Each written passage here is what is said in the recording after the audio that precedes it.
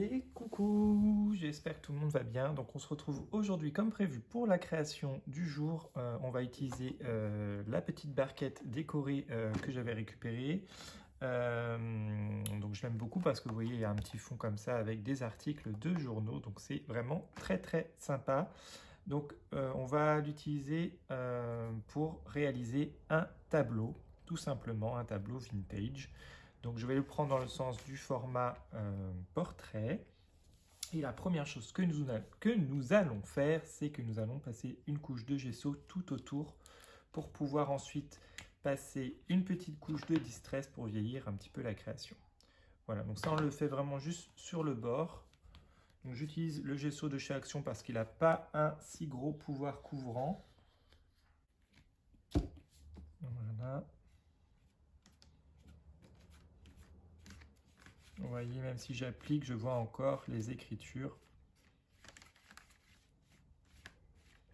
Donc je vais vraiment mettre une fine couche.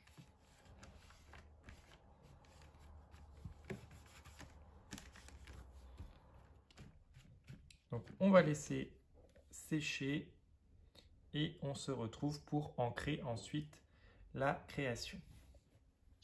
Voilà, donc les bords de notre créa sont enfin secs. On va pouvoir passer une couche de Distress Ink Vintage Photo hop, sur le bord. Hop. Voilà, histoire de vieillir un tout petit peu la créa. Voilà.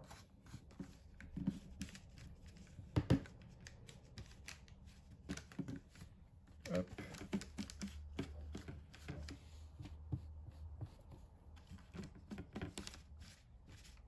Voilà.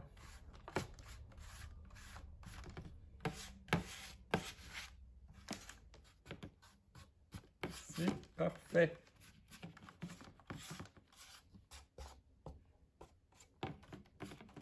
Ensuite, avec un pistolet à colle chaude, nous allons créer une petite anse, tout simplement pour que le tableau puisse être accroché ensuite.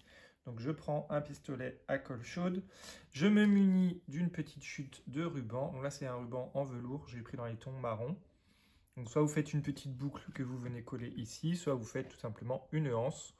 Bon, moi j'ai envie de faire une anse, donc on va venir coller un côté à l'arrière ici et un côté ici, voilà, pour avoir une petite anse.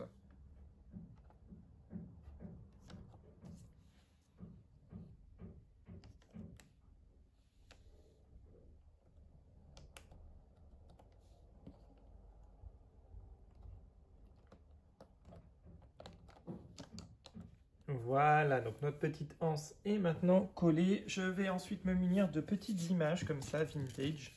J'avais ces petits éphéméras comme ça. Donc j'en ai pris deux avec des horloges, des montres à gousset, et une comme ça avec un gentleman avec toutes ces petites moustaches. Et je suis tout simplement venu finir les bords avec un ciseau. Voilà, tout simplement. Et là, on va venir coller donc nos petites images à l'intérieur de la création. Donc, hop, hop. Et celle-ci, je voulais qu'elle soit par-dessus. On va faire quelque chose à peu près comme ça. Je voudrais quand même qu'on voit les montres.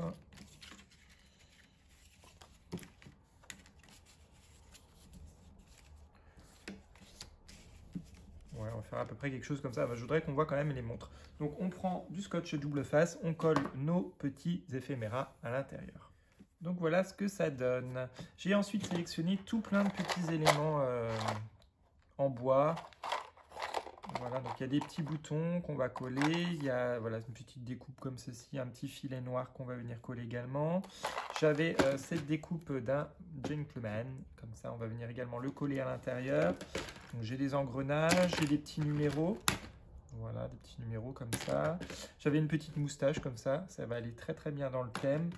J'avais également des petits rouleaux comme ça qu'on m'avait fait. Hop, voilà, ils vont très bien se marier dans la création. J'ai pris des petits écrous et j'avais voilà, cette petite automobile que Séverine m'avait envoyée dans mon calendrier avant l'année dernière. Donc je pense qu'on va coller également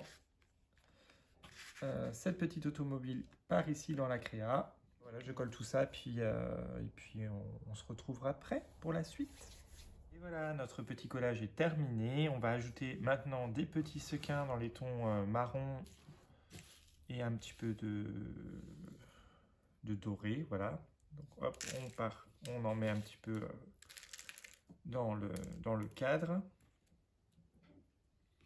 Voilà. Oui.